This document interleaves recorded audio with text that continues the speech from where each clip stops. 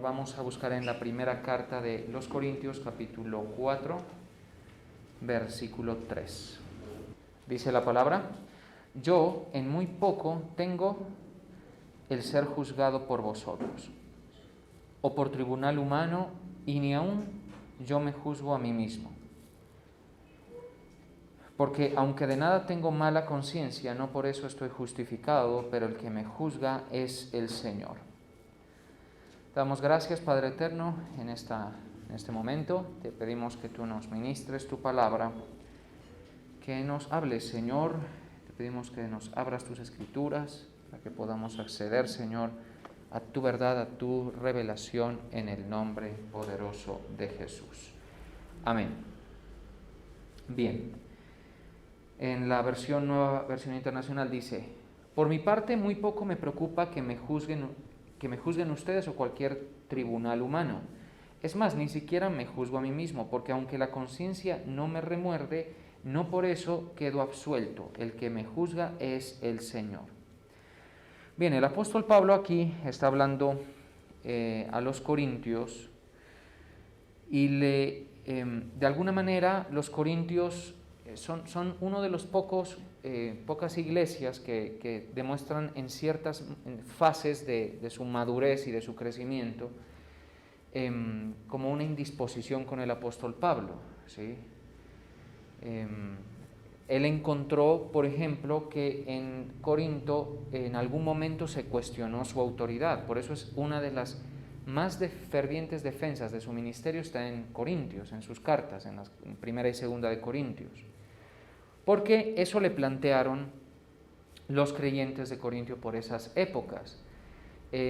Cada grupo es diferente y por eso vemos que los Gálatas no le representaron ese problema, le presentaron otro completamente diferente. También él entró en esa, podemos decirlo, bochornosa situación de tener que explicarles y hablarles y hacerlos salir del error por medio de sus cartas. Otros solo llevan elogios, ¿no? Otros recipientes de cartas como tesalonicenses, bueno, y otros en diferentes segmentos de la palabra. En el caso de los corintios, cuestionaron su autoridad y él refiere esto que encontramos aquí escrito en el versículo 3, que más allá de centrarnos en cómo él defendió su ministerio, porque tenemos claro que el apóstol Pablo tuvo un ministerio acreditado por el mismo Señor, por el mismo Dios, más que eso es lo que él dice, lo que él dice aquí es importantísimo para nosotros, como parte de nuestra madurez espiritual, lo que dice en el versículo 3 y 4, ¿sí? Notemos lo que dice: yo en muy poco tengo el ser juzgado por vosotros. En otras palabras, podemos decir, muy poco me interesa o muy poco me preocupa ser juzgado por ustedes. Entonces, ¿qué estaba sintiendo el apóstol Pablo? Que les estaban juzgándole, que estaban cuestionándole de pronto cómo hacía las cosas, o si en efecto tenía autoridad para hacer lo que hacía. Muy parecido a lo del Señor Jesús. Pero mire lo que dice: yo me preocupa muy poco, en la otra versión, ¿sí? Que ustedes me juzguen, ¿sí? O por tribunal humano. Y aquí comienza el apóstol Pablo a explicar por qué le importa poco el juicio de los hombres.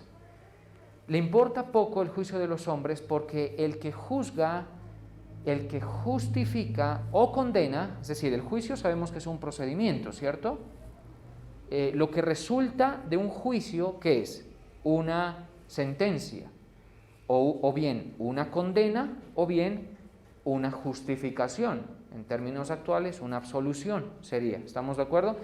Entonces, cuando el apóstol dice: no me interesa mucho que ustedes me juzguen, es porque a efectos prácticos el hombre, todo ser humano, todo, no importa su rango, su nivel, todo hombre no tiene la capacidad de proferir un juicio definitivo para otro ser humano. ¿Estamos de acuerdo? Esto excluye a los jueces de la República y a los funcionarios de la rama judicial de cualquier país donde el sistema judicial se respete, como en el caso nuestro, que puede tener fallas, puede tener cualquier cosa, pero nuestro sistema jurídico funciona, ¿sí? El sistema penal acusatorio actual funciona, es decir, es un juicio con garantías, que permite la defensa, que permite todo lo que el ser humano necesita para o bien defenderse o también para las víctimas también poder ver a su agresor o cualquier cosa pues procesado y judicializado. Estos hombres, en los tiempos de Cristo, por ejemplo, Pilato, ¿sí? Sí tienen autoridad delegada institucionalmente para juzgar. Este juicio sí es más relevante, pero no es definitivo. ¿Estamos de acuerdo? No es definitivo, eso es bien importante. Por eso Jesucristo lo vemos no muy preocupado por eso. Y aquí, de hecho, el apóstol Pablo menciona el tribunal humano. Es decir, tengo muy en poco, dice, el ser juzgado por vosotros o por tribunal humano. Ahora, ¿nosotros qué debemos asumir esa posición? En cierto aspecto sí, pero no con soberbia, ni diciendo a mí no me importa lo que piensen, no me interesa lo que opinen, por ejemplo, mis padres de mí. Porque eso es soberbia, eso es otra cosa. O sea, aquí vamos a ir explicando esto. O, por ejemplo, no me importa lo que piensen mis profesores de mí, o no me importa lo que piensen mis pastores de mí, o no me importa lo que piensen mis hijos o mi esposa. No, eso ya es eso es una actitud de desafío y ya no tiene una actitud sana que el apóstol Pablo nos enseña.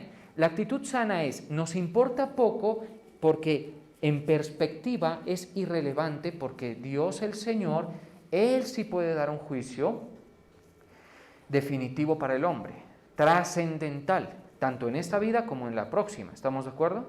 Él sí. Entonces nosotros debemos tener respeto por las autoridades, sin duda por los tribunales, ojalá no nos metamos en problemas, pero cuando vemos la ejecución del juicio del hombre, por lo general es injusto. Nosotros nos juzgamos los unos a los otros, hablamos mal, murmuramos de nuestras autoridades, hablamos mal los unos de los otros. Y al final, ¿en qué queda eso? En palabras, en la mayoría de casos. ¿Sí? Cuando hablamos, por ejemplo, de la rama judicial es diferente, eso sí debe ser respetado y todo, y sí tiene una repercusión. Un juicio puede derivar para usted en una multa, en una penalización, incluso en la pérdida de la libertad. Y en países severos con el tema de justicia, con la misma muerte. O sea, que no es una cosa de poco interés. En los tiempos en los que Pablo vivió, funcionaba esto de la muerte. ¿Sí? Pero entonces el apóstol Pablo dice, no, muy poco me preocupa, porque el Señor es el que juzga, dice aquí, porque el que me juzga es el Señor, y a usted y a mí también nos juzga el Señor, ¿estamos de acuerdo? Entonces, la idea no es levantarnos con una actitud de soberbia y decir, no me importa lo que la gente diga de mí, no me importa lo que mis padres digan de mí, mis autoridades digan de mí. No, lo que hay que entender es que el Señor es el que juzga y que ese es lo que Él diga de nosotros debe ser más importante para nosotros. ¿Estamos de acuerdo? Pero no respecto, aquí viene el cambio de actitud, mire. No respecto de los otros nada más, sino de los otros y de mí mismo, porque aquí lo dice. Por favor, les voy a recordar que todos usen tapabocas cubriendo nariz y boca. ¿Listo?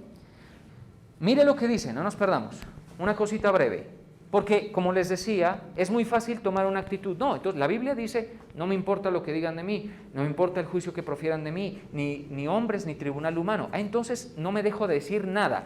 Y hay gente así en la iglesia, que no se la puede encarar, que no se le puede llamar la atención, que no se le puede decir lo que está bien, lo que está mal hecho, cuando es evidente, pues porque hay cosas que son evidentes, ¿estamos de acuerdo?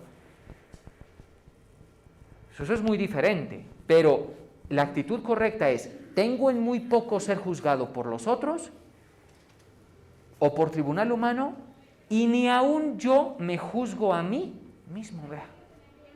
Porque por lo general nosotros despreciamos el juicio o la opinión de los demás porque nosotros nos creemos justos o creemos tener la razón. No hablemos de creernos justos, sino simplemente creemos tener la razón.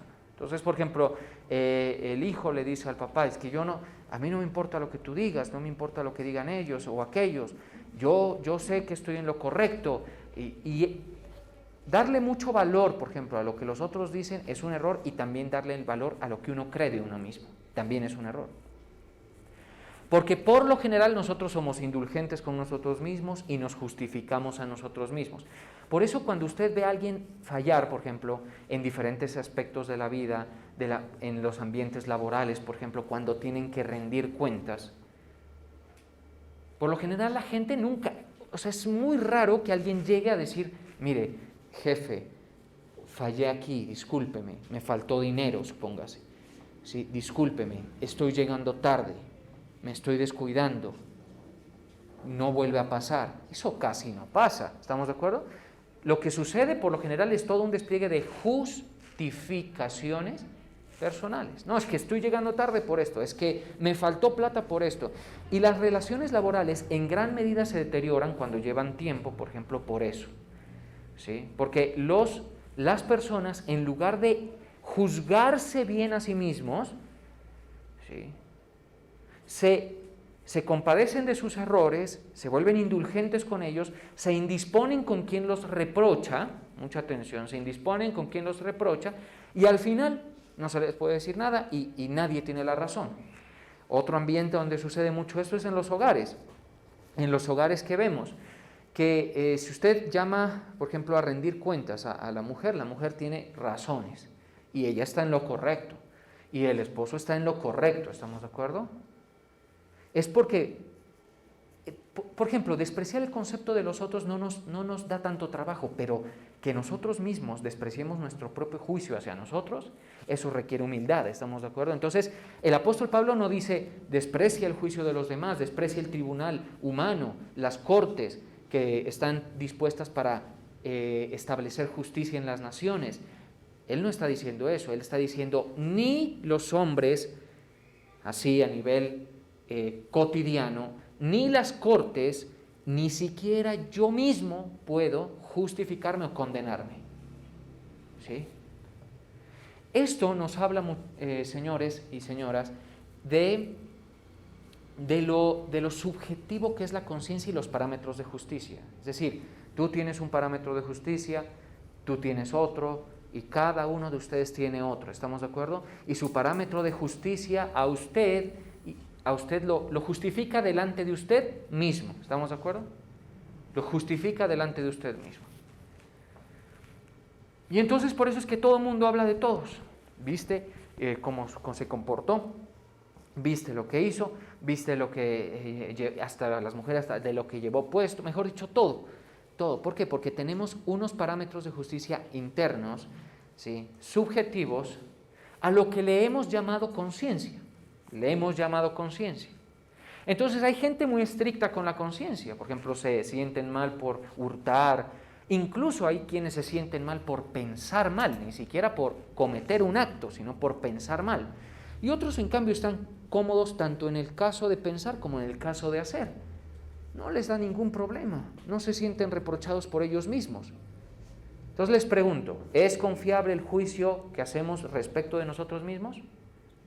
No. El problema del hombre en el mundo es que cuando el Evangelio se le presenta, lo primero que le dice es que eres pecador. Por eso Cristo tuvo que morir. ¿Y sabe qué es el problema que surge? Es, ¿y yo dónde he pecado? Es que yo sé que yo no soy abortista, por ejemplo. Yo no soy homicida. Yo no soy ladrón. Claro, es que si te juzgas con los parámetros de justicia generales, claro, es posible que seas mejor que otros, pero cuando Dios profiere su juicio, ya va a ser muy diferente, ¿estamos de acuerdo? Entonces, la idea es que nosotros tengamos una actitud sensible al Señor, que nos habla por medio de su Espíritu Santo, para que seamos convencidos de pecado por Él, de justicia por Él y de juicio por Él, ¿sí?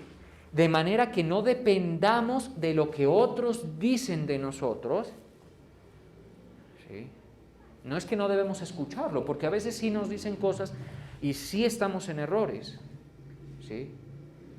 Pero cuando tú, por ejemplo, cuando a ti te cuestionan y tú no ves tu error, yo estoy tranquilo, Bueno, pues no le des tanta importancia, pero entonces sí dale importancia al Señor, porque al final del día Él es el que juzga y Él es que o bien condena o bien justifica. Tanto es así, mis hermanos. A mí me llama mucho la atención, por ejemplo, eso que dice que en el final de los tiempos, cuando venga el rapto, ¿cierto? Dice que uno será tomado y otro será dejado. Estarán dos en una cama y uno será tomado y otro será dejado. Estarán dos mujeres moliendo en un molino y una será tomada y la otra será. Presta atención a eso. ¿Les preguntaron a esas personas? No, Dios en su juicio dijo, este está justificado y este no. Y puede que haya habido comunión entre ellos, una comunión tan estrecha como la que siempre decimos que es el matrimonio. Estarán dos en una cama, ¿estamos de acuerdo? Pero ¿por qué uno se queda y otro se va? Porque al final, como les digo, el que juzga es el Señor y Él es el que sabe quién está obrando bien y quién está obrando mal. El hombre puede caer en el problema de no ver con suficiente profundidad las cosas. En donde mejor se estudian estas cosas de la culpa y todo eso es lógicamente en las cortes, a nivel humano, porque entonces ya tienes que presentar pruebas, tienen que acusarte con pruebas, tienen que haber circunstancias de modo, tiempo y lugar para que te acusen y te condenen, comprobadas, tiene que haber una culpabilidad más allá de toda duda razonable. Eso todo lo aprendí yo un poquito de forma amarga, pero lo aprendí, ¿sí? Pero el caso es que si bien funciona, siempre hay esa grieta humana de posibilidades de error. Y por eso es que uno se entera de que sale una persona inocente después de 20 años, supóngase en el corredor de la muerte, después de yo no sé cuántas apelaciones, resulta que había sido inocente. ¿Sí? Puede ser. O sea, el ser humano siempre va a fallar. Ahora, pero ya más a nivel cotidiano, no le damos tanta importancia a lo que otros digan de nosotros, pero tampoco a lo que nosotros pensamos, porque usted está tranquilo con lo que usted es. ¿Pero eso significa que está usted justificado? Les pregunto. ¿Que usted tenga la conciencia tranquila significa que usted ha hecho todo bien? Según lo que estamos leyendo aquí. Porque, versículo 4, porque aunque de nada tengo mala conciencia. Ahora, si tú tienes mala conciencia, ¿qué significa? Que sabes que has hecho mal, pues no dejes de escucharte, porque sí puede ser que estés considerando que has cometido un error. Porque aunque de nada tengo mala conciencia, no por eso estoy justificado. Pero el que me juzga es el Señor. Uno puede vivir una vida equivocado y errando y creer que está bien. ¿Estamos de acuerdo? Creer que está bien. Eso nos pasa, por ejemplo, cuando hacemos las cosas sin profesores. Hacemos cosas que creemos que están bien y luego hay problemas. Yo, por ejemplo, a veces uno no le ve valor a los profesores, uno no le ve valor a los entrenadores, uno no le ve valor a los mentores en ningún área. Hasta que se da cuenta que si hubiese yo tenido un entrenador, si hubiese yo tenido un profesor en esto o en aquello, me hubiera rendido más el tiempo, no hubiera cometido estos errores. Y oficios se pueden aprender con errores de base y la gente está tranquila con ellos. La gente puede estar tranquila mientras vive en pecado. ¿Sí? Entonces, les vuelvo a preguntar, ¿es confiable el juicio personal? No, ni el de los hombres del todo es confiable. Ya se vuelve un poquito interesante cuando es un panel quien observa, ¿sí? Como en el caso del ámbito jurídico. Pero ni así. Ahora, y en cualquier caso, todo eso es un juicio temporal y con repercusiones temporales. Ahora le pregunto, de cara al juicio eterno, de cara a la justificación o la condenación, ¿quién tiene la última palabra? El Señor. ¿Estamos de acuerdo? Ahí entonces la cosa cambia, porque entonces si el Señor es el que juzga, ahí sí debemos aprender cómo Él juzga, y a quién justifica y a quién no. ¿Estamos de acuerdo? ¿Por qué, por ejemplo, el Señor se mostró molesto con la actitud de Cam, por ejemplo? Cam, el hijo de Noé. ¿Por qué? ¿Sí estamos siguiéndome? ¿Sí? ¿Por qué? ¿Por qué el Señor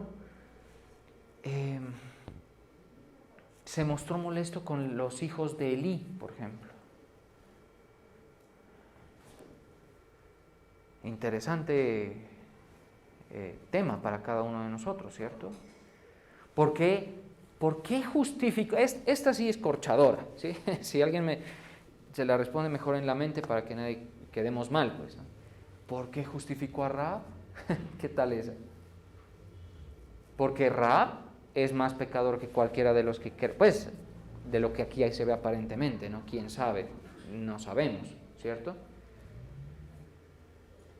Ay, pero ¿por qué justificó a Rahab? ¿No? ¿Por qué, por ejemplo, se mostró molesto con Nabal y no con Abigail, por ejemplo? ¿Por qué se muestra molesto con los 10 espías y no con Josué y Caleb? Entonces, la vida del creyente gira en torno a la importancia que le damos a la opinión de Dios. Y una de las cosas fundamentales que ya creemos de entrada que todos somos pecadores y necesitamos un redentor. Eso no significa que vamos a utilizar la gracia de Dios como libertinaje ni como justificación para pecado. No, si alguno de ustedes, alguien de su entorno le dice, pero si el Señor nos perdonó, nosotros no tenemos por qué, no hay problema, el Señor pagó, y les guían por caminos de práctica de pecado, eso no es honrar el sacrificio de Cristo. Honrarlo es reconocerlo y saber que vamos a fallar a pesar de que no queramos, a pesar de que evitemos. Dice la palabra que el hijo sabio ve el mal y se aparta del mal, no lo sigue. Pero el hecho es que nosotros no pecamos. Mire, esta reflexión es bien interesante. Váyanme siguiendo. El hombre no es pecador porque peca. Es decir, ¿usted cometió un pecado? Usted es pecador. No. Usted peca porque es pecador. Es diferente. ¿Por qué? Porque estamos hablando de una condición de pecado. ¿Estamos de acuerdo? Entonces es fundamental entender eso. En eso es algo en lo que tenemos que ponernos de acuerdo con Dios.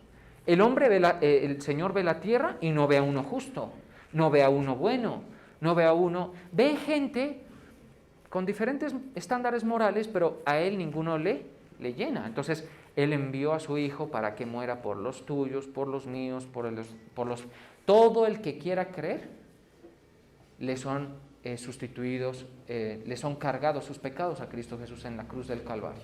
Ese es el Evangelio.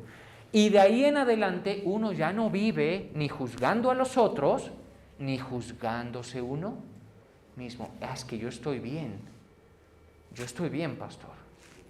¿Pero quién lo dice? ¿Tú?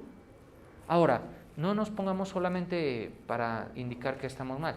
A veces uno dice, yo estoy mal.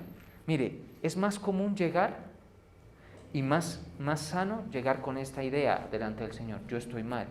Yo he tenido, por ejemplo, siempre esa lucha interna, ¿sí? Yo estoy mal. ¿Por qué? Porque como conozco mis debilidades, conozco mis defectos y mis pecados, y los tengo, ¿sí? Cuando esa situación sucede, yo llego donde el Señor y le digo, pero yo estoy mal, Señor, yo estoy mal. Perdóname. Y en muchos momentos no me he sentido digno, pero ¿sabe una cosa? Me he ido dando cuenta que no importa lo que yo piense. O sea, si yo me siento mal, pero Dios habla bien de mí de pronto, ¿importará? Iglesia. No. Y si yo me siento bien, tranquilo, me siento que me le digan a mi esposa, por ejemplo, porque así somos a veces, ¿no? Que le digan a mi esposo, o esa prédica que lo hubiera escuchado mi esposa, o que lo hubiera escuchado mi esposo, o mis hijos. Sí, porque yo me siento tranquilo. ¿Hace alguna diferencia eso? No. Ya en efectos prácticos, ¿sabe una cosa?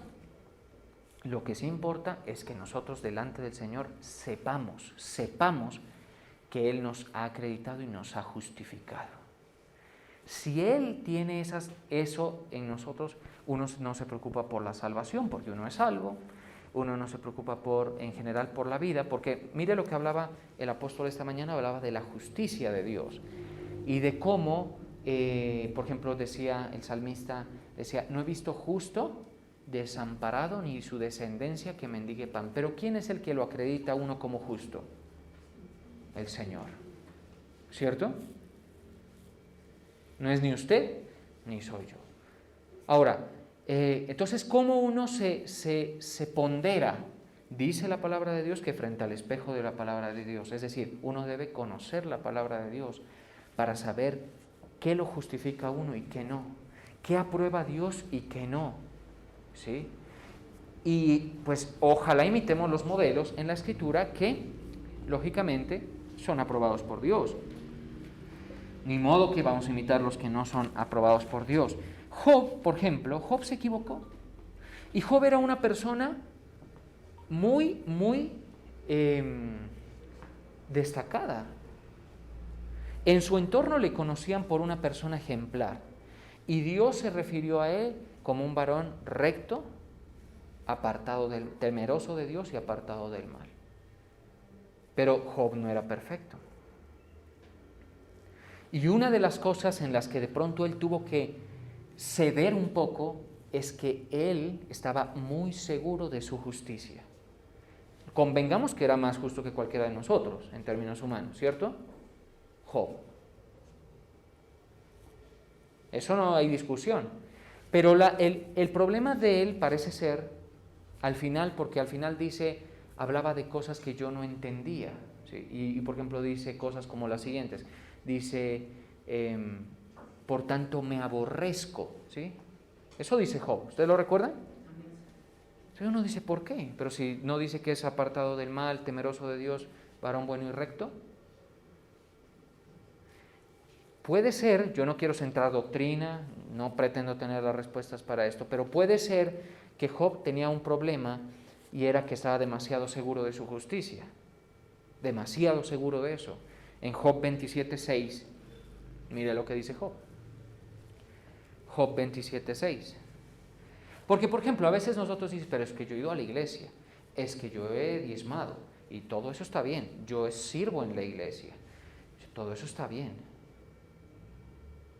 Estás más cerca del reino que muchos, te lo puedo asegurar, pero no tiene que convertirse en un apoyadero para justificarte tú a ti mismo. Porque mucha gente viene a la iglesia pero no está justificada por el Señor. Y lamentablemente lo veremos es al final, ¿sí?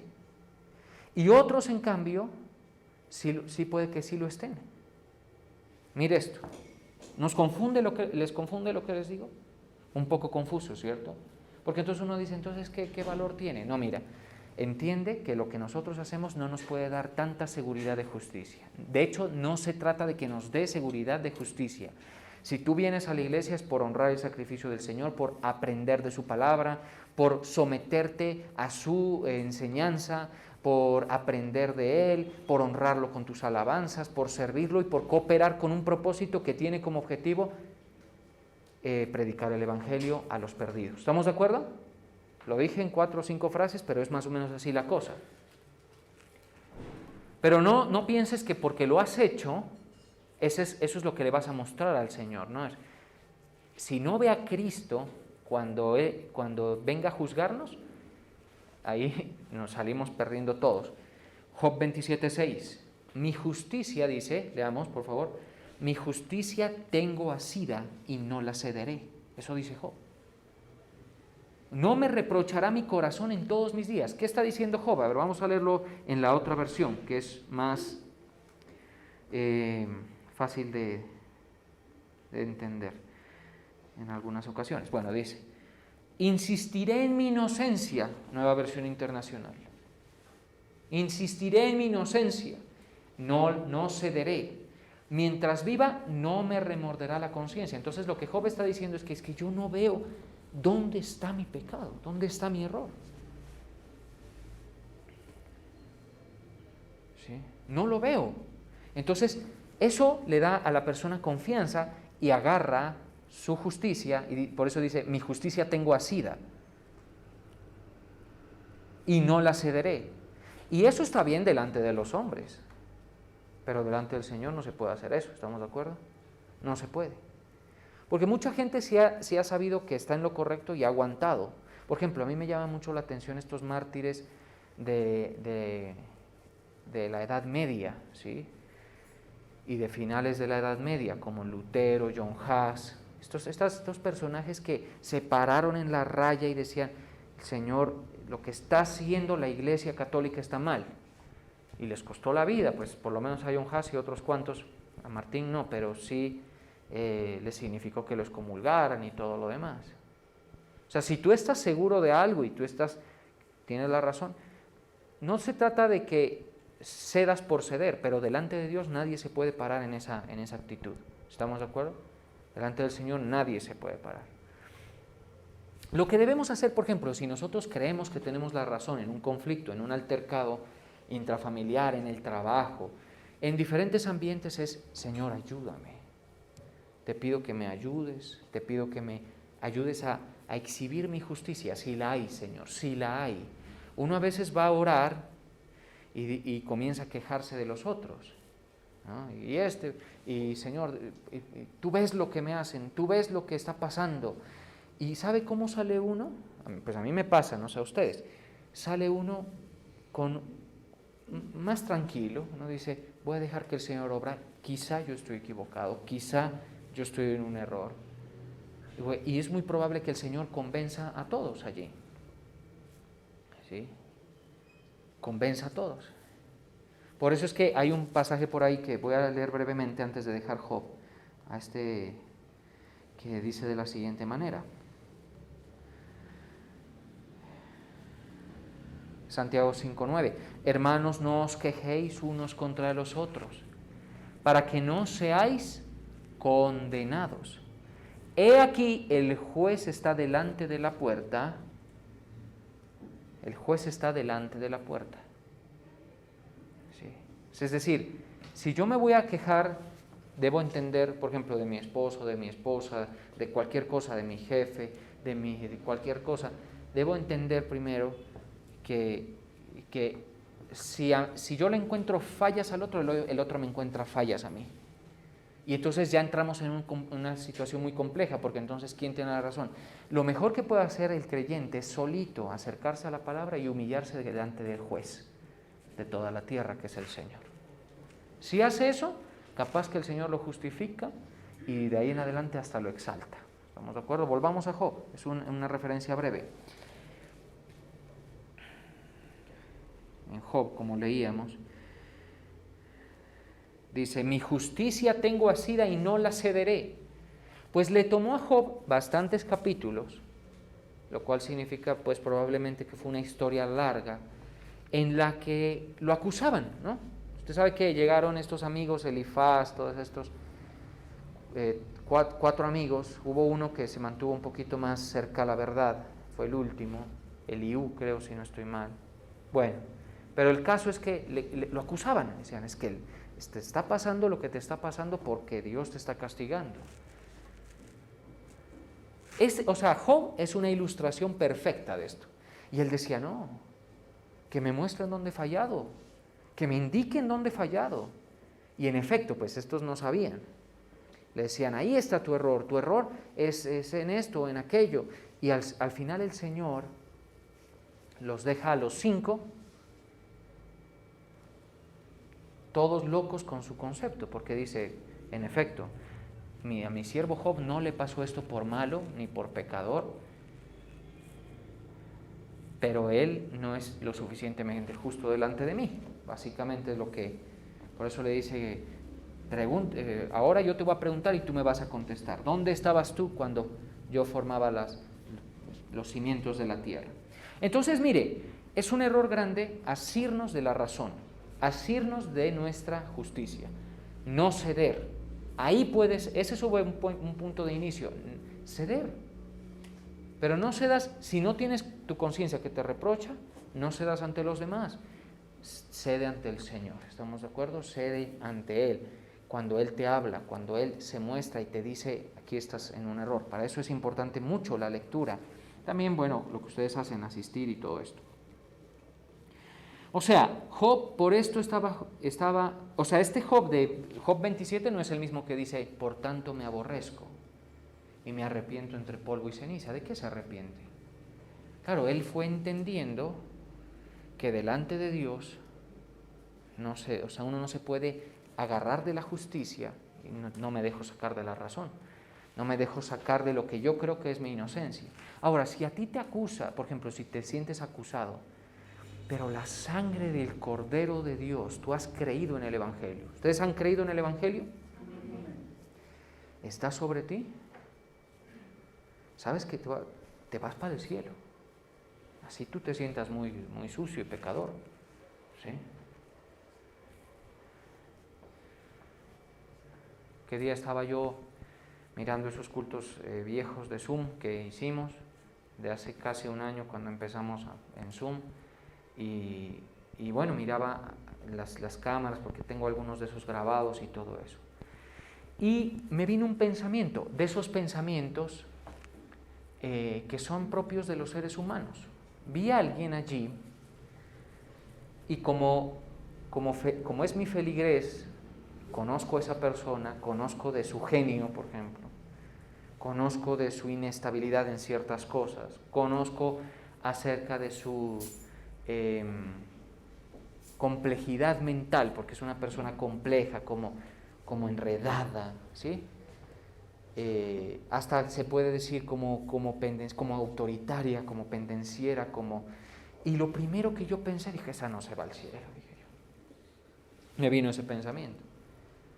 Pero luego el Señor como que me tocó el hombro y me dijo, a ver, espérame un momento, ¿qué dijiste? Porque yo le sé los defectos a esa persona, pero sabe que también le sé que es una persona persuadida por el Evangelio. Ahí está la gracia del Señor, ¿estamos de acuerdo? Que tú con tus defectos, tú con los tuyos y yo con los míos, que son no pequeños, cualquiera que viva conmigo por lo menos una semana se daría cuenta de ellos, te salvas, hermano, por lo que dice Dios, no por lo que dice el hombre. Eso no quita que no debamos mejorar. Yo, por ejemplo, esta persona, si me ve y están abiertos sus oídos a lo que estoy diciendo, le diría, pues trata de mejorar, no te portes así, no te ganes el odio de la gente, no te busques enemigos, cálmate, tú no eres Moisés, ¿no? Porque hay gente pues de pronto que se cree Moisés, que se cree bravísimos, todo. Bueno, Moisés no era bravo, era más bien manso, ¿no? Pero bueno, o quién, Eliseo o Elías, que eran como recios, ¿sí?